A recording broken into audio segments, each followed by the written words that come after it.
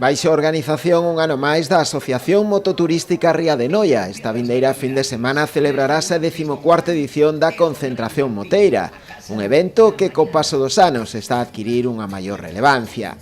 A cita terá lugar dende o venres ata o domingo.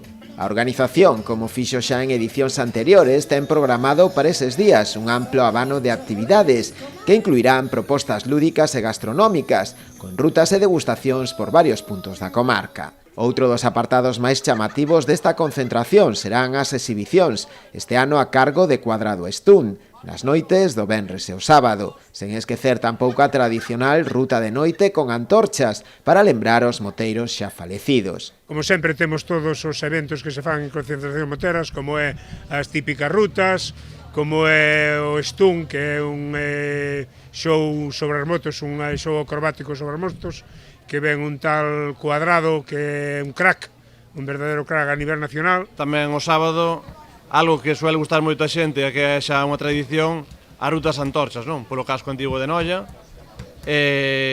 donde vamos desfilando todos os moteros, e bueno, que vai en honor a todos os amigos e a todos os compañeiros pois que tuveron a desgracia de fallecer na carretera.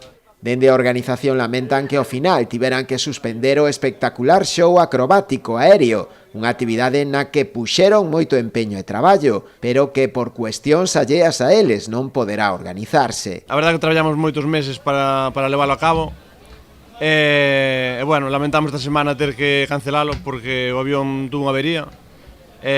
Bueno, non foi esta semana, foi hai unhas semanas, pero intentamos traer as pezas necesarias para reparalo, pero foi imposible. E agora en agosto totalmente o tema de aeronáutica está todo parado. Dende a Asociación Mototurística Ría de Noia agardan unha gran participación, esperando superar o millar de participantes.